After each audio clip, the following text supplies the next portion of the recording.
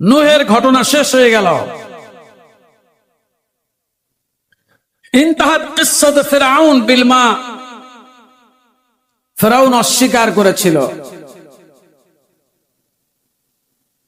জমিনের উপরে বসে বছরের পর বছর ধরে মুমিনদের পুত্র সন্তানদেরকে হত্যা করেছিল। আল্লাহ সুবহানাহু ওয়া তাআলা সীমা লঙ্ঘনের একটা পর্যায়ে এসে নবী মূসাকে বললেন, ওয়া আওহাইনা ইলা মূসা আন আসরি বিইবাদি ইন্নাকুম মুত্তাবাউন। মূসা রে, আমার বান্দাদেরকে নিয়ে রাতের বেলায় বেরিয়ে পড়ো। মূসা আলাইহিস সালাম বের হয়ে পড়লেন, নীল দরিয়ার কিনারায় চলে আসলেন। আল্লাহ বললেন, মূসা রে, এবার তোমার হাতের লাঠিটা দিয়ে আঘাত করো। সুবহানাল্লাহ বলেন।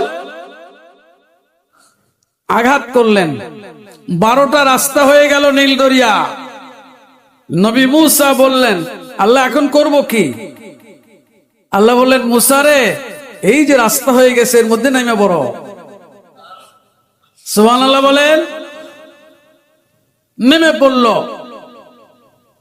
তার সম্প্রদায়ের লোকদেরকে নিয়ে। ফেরাউন দৌড়ে এসে দেখে, বাহ, কি সুন্দর রাস্তা। সেও তার সৈন্যবল নিয়ে নেমে পড়ল।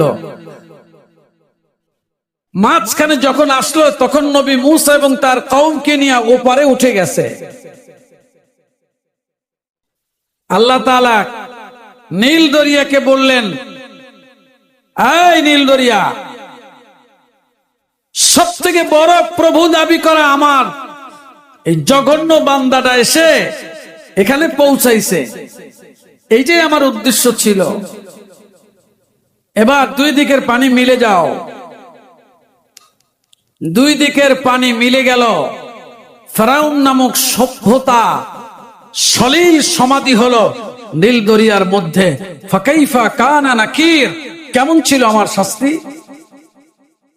কে বলেছেন? এটা দেখো, কার প্রশ্ন? কওমে সামুদের দুষ্ট লোকেরা পাহাড়ের গুহার ভিতরে নেতৃবৃন্দরা ঢুকলো।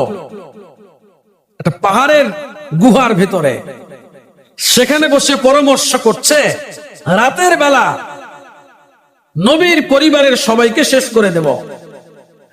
পরামর্শ করছে কোথায় বসে? পাহাড়ের। এই, আপনি ঘুমান কেন? কি ব্যাপার? পাহাড়ের গুহার ভিতরে বসে পরামর্শ করছে এবং কসম করে বলছে যে আমরা বলবো এই ব্যাপারে কিছুই জানি না। এইসব আলোচনা শেষ করে বের হয়ে আসবে। আলোচনা শেষ, প্ল্যান করা হয়ে গেছে, এখন কার্যকর করবে। আল্লাহ তাআলা পাহাড়কে বললেন, ওদের একটু চেপে ধর। আস্তে করে পাহাড় উপর থেকে একটু নরম হয়ে নিচের দিকে চেপে ধরছে। সব কবর রচনা হয়ে গেল। ফাকাইফা কানা নাকির, কেমন ছিল আমার শাস্তি? কে বলছেন? প্রিয় মুমিন ভাইয়েরা, ইনতাহাত কিসসাতু নমরুদ বিবাউদা, 450 বছর প্রায় শাসন করলো নমরুদ। আল্লাহ সুবহানাহু ওয়া তাআলা অবকাশ দিয়েছিলেন বলে এটা করেছিল। তো নমরুদ চিন্তা করলো, আমাকে ধরবার কেউ আসলে আছে, কিন্তু আপনাকে আমার ধরার কেউ নাই। আছে? নমরুদ চিন্তা করলো, যদি কেউ ধরবার থাকতোই তাহলে তো অবশ্যই ধরতো। এত লম্বা সময় পার হয়ে গেল, কই শুনি আল্লাহ আছে বলে, কিন্তু আল্লাহ কই? আল্লাহ থাকলে কি আমার এরকম শত শত বছরের সুযোগ দেয় নাকি? সে তার পাপের মাত্রাকে আরো বাড়িয়ে দিল। মহান আল্লাহ তাআলা নমরুদের সঙ্গে লড়াই করতে কি আকাশ থেকে নেমে আসবেন, না দুনিয়ার সব সৈন্যবাহিনী পাঠাবেন? আল্লাহ সুবহানাহু ওয়া তাআলা ক্ষুদ্র থেকে ক্ষুদ্র তার এক সৃষ্টি, যা তার সৈন্য, একটা ছোট্ট মশাকে বললেন ঢুকে পড়ো। সুবহানাল্লাহ বলেন। তোমার ডিউটি হইল এখানে বসে কিছুক্ষণ পর পর তুমি তার একটু কামড় দিবা, বেশি দেয়া লাগবে না, একটু কামড় দিবা। সুবহানাল্লাহ বলেন। ঢুকে পড়ল মশা। এত বড় দুর্দণ্ড প্রতাপশালী বাদশাহ নিরুপায় হয়ে বলছে আমাকে পিটাও, মাথার মধ্যে পিটাও। যত পিটায় ততটুকু তার ভালো লাগে। আবার পিটানো বন্ধ করলে আবার শুরু হয়ে যায়। একজন সৈন্য বসা কোথায়? হ্যাঁ, মস্তিষ্কের ভেতরে একজন সৈন্য সেখানে বসা। এখন উপরে দিয়ে পিটায়, সৈন্য মরবে? ফাকাইফা কানা নাকির, কেমন ছিল আমার শাস্তি? প্রশ্নকার। প্রিয় মুমিন ভাইয়েরা, ইত্তাহাত কিসসাতু কারুন বিহিজার বিখাসাফ। কারুনকে আল্লাহ তাআলা এত বেশি পরিমাণে সম্পদ দিলেন যে সম্পদের ভান্ডারের চাবিগুলো বহন করতে বিরাট একদল উটের প্রয়োজন ছিল। কারুন বলল ইন্নামা উতিতুহু আলা ইলমিন ইনদি, এগুলো তো সব আমার যোগ্যতায় আমার জ্ঞানে অর্জন করেছি। আসলে তাই? ইহদার, সতর্ক। আপনার ঘরের দরজায় কেউ দাঁড়ালে অহংকারের চোখ যেন মোটা হয়ে না যায়, কণ্ঠের আওয়াজ যেন ক্ষিপ্ত না হয়ে ওঠে।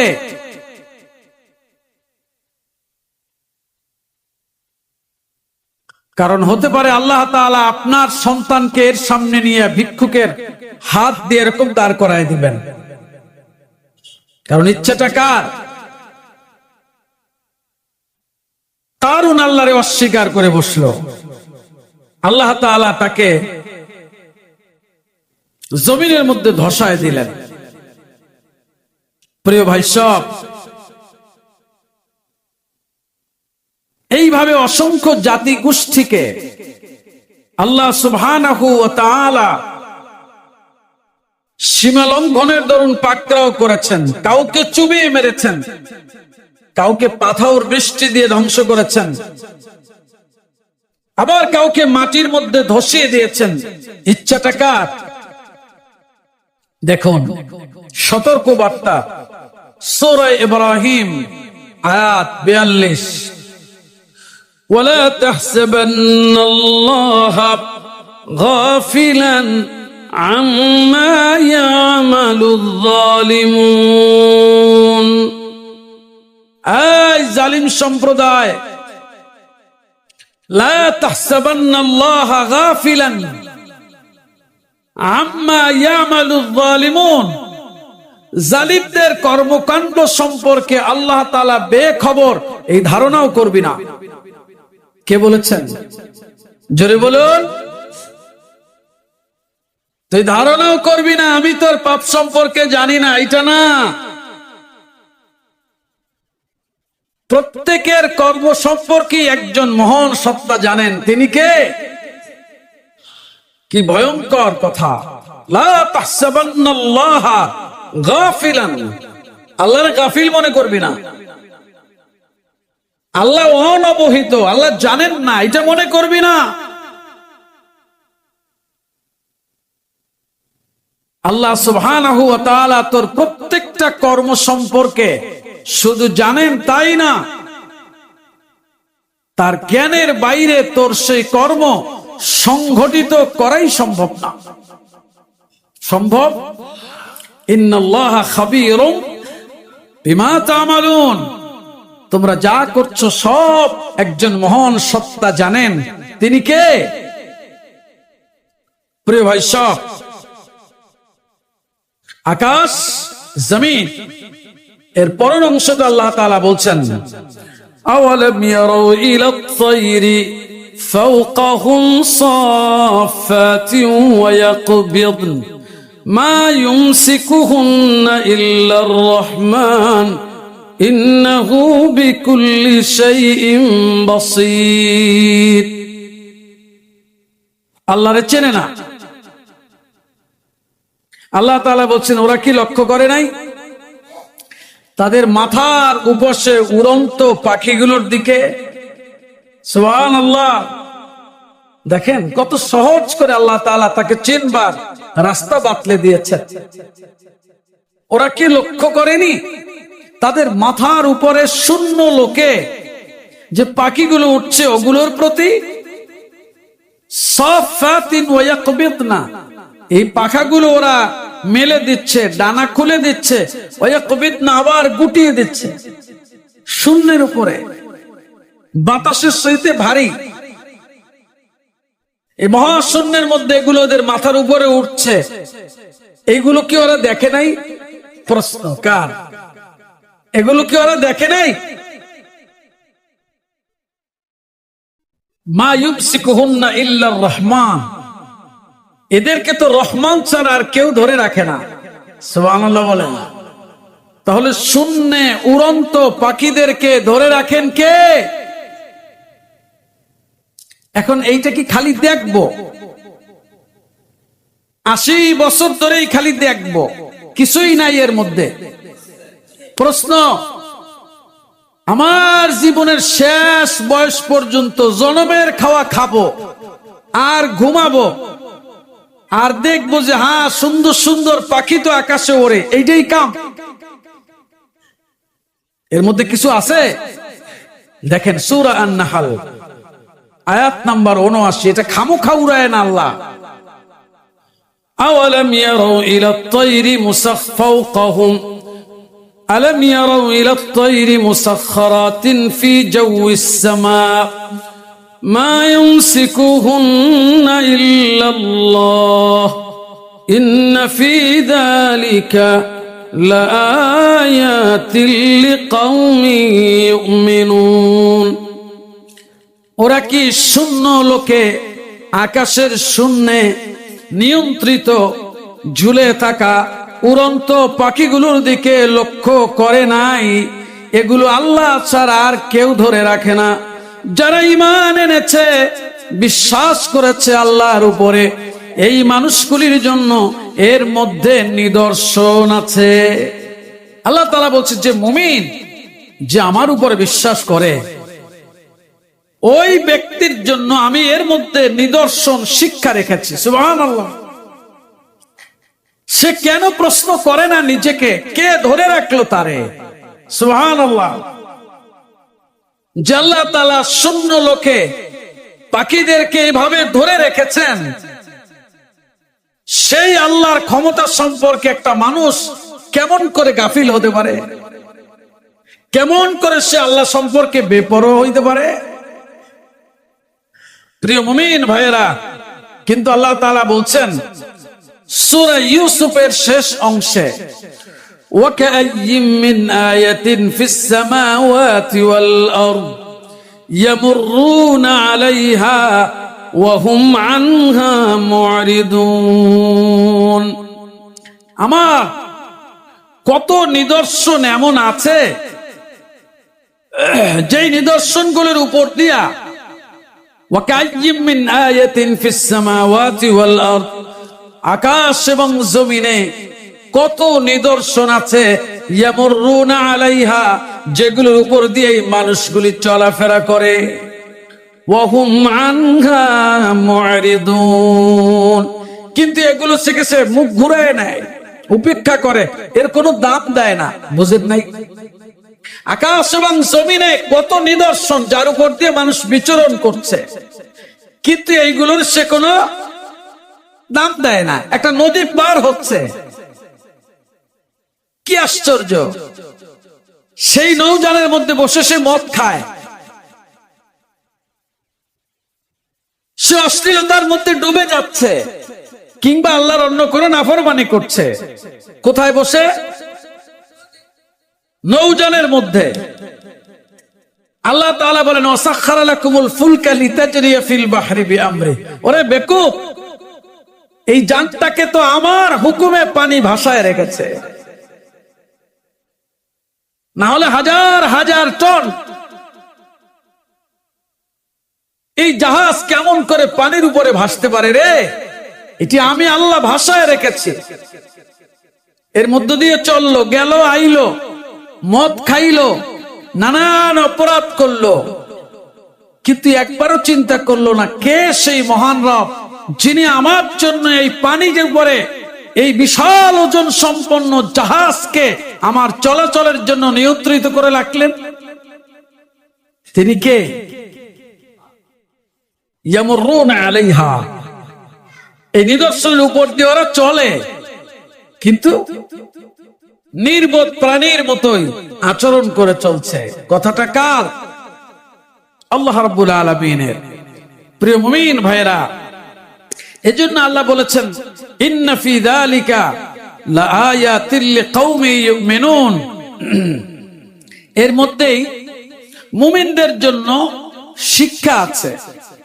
কোথায়?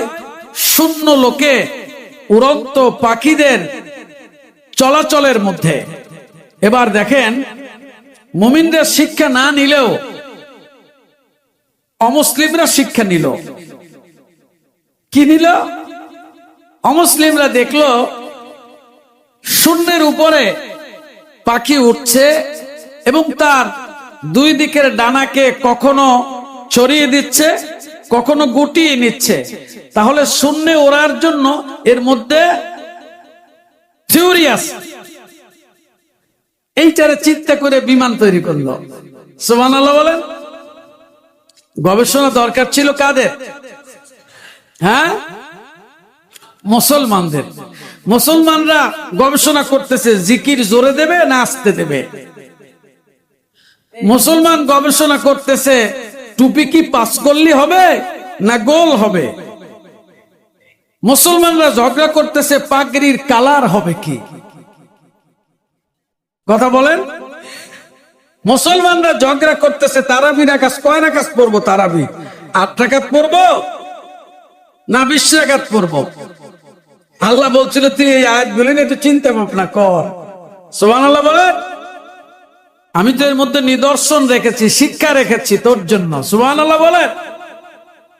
ওই কামে নাই। কোন কামে আছে? যার 14 গোষ্ঠীর একজন মানুষ পাওয়া যাবে না যে সূরা ফাতিহার অর্থ জানে। সে সবক দিচ্ছে ইসলামে এইটা আছে এইটা নাই, ঠিক না? সে সবক দেয় যে ইসলামে এইটা আছে। ইসলাম লিখতে কয়টা অক্ষর লাগে ওর 14 গোষ্ঠীও জানে না, কিন্তু সে বলে ইসলামে এইটা নাই। মানে কিয়ামত খুব কাছে। প্রিয় মুমিন ভাইয়েরা, আফসোস আমাদের জন্য কোরআনের মতো মহান দৌলত, মহান সম্পদ আমাদের কাছে আছে, কিন্তু আমরা সেটাকে যেভাবে আল্লাহ চান সেভাবে গ্রহণ করতে পারিনি। যেই কারণে চুরির জায়গায় আছে, ভার্সন চেঞ্জ হচ্ছে। ডাকাতির জায়গায় আছে, ভার্সন চেঞ্জ, ঠিক না ভাইরা? শয়তানির জায়গায় আছে, এটা মোটেও কমে নাই, কিন্তু এটা রূপ চেঞ্জ হয়েছে, ভার্সন চেঞ্জ হয়েছে। যেহেতু যুগটা আধুনিক, এখন চুরিও তো আধুনিক কায়দায় করা দরকার। কথা বলে না তাও। এখন সন্ত্রাসী চাঁদাবাজিও তো আধুনিক কায়দায় করা দরকার, ঠিক না? কেন? কারণ কি? কমলো না তো। কত মানুষ আসলো, কত মানুষ গেল, কিন্তু কমলো না কেন? কমবে কিভাবে? গত 2 দিন আগে এক জায়গায় ওযু করতে নেমেছি, এশার নামাজে তো সেখানে কিছু মুসলিম ভাইয়েরা তারা নামাজ পড়তে গিয়েছেন।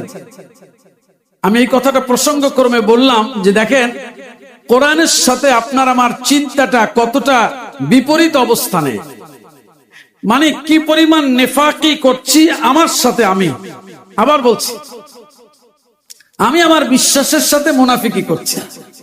আমি যে বিশ্বাসের কথা ঘোষণা করেছি সেটার সাথেই আমি সংঘর্ষ করছি, সেই বিশ্বাসটাকেই আমি লাথি মারছি। আমি মসজিদে ঢুকছি যে রবকে সেজদা দিতে, সেই রবের সাথেই আমি তামাশা করছি। ওযু করার সময় কিছু অজুরত লোক তারা বলা বলি করছে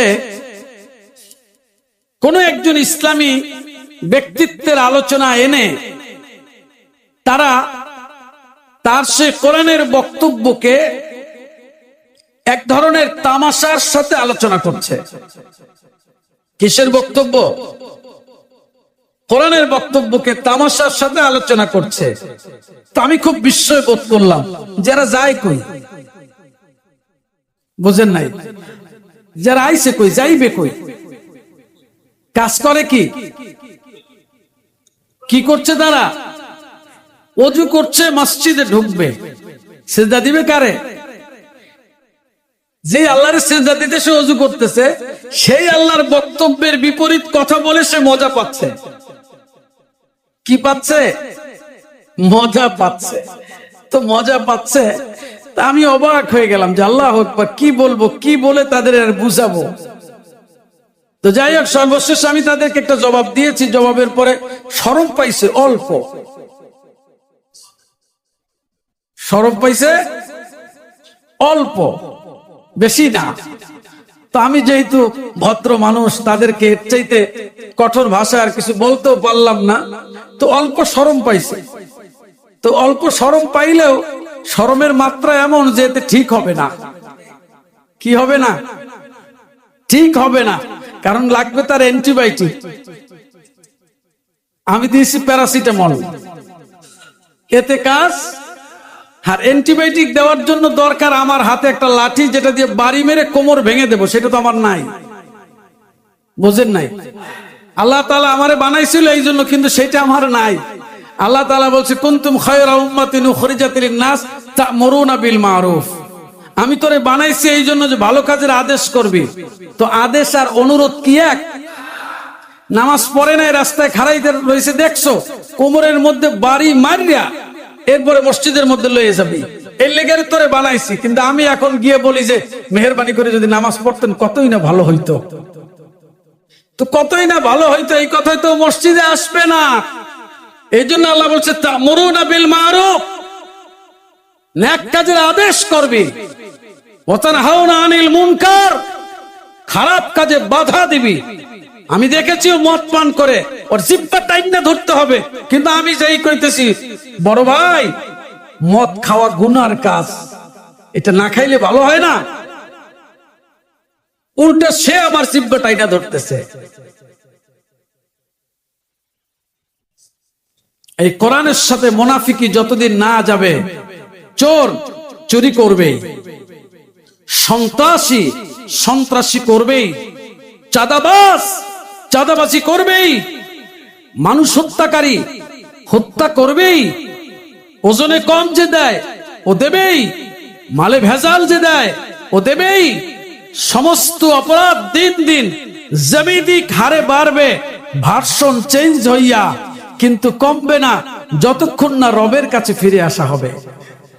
আল্লাহ তাআলা আমাদেরকে সত্য উপলব্ধি করার তৌফিক দান করুন।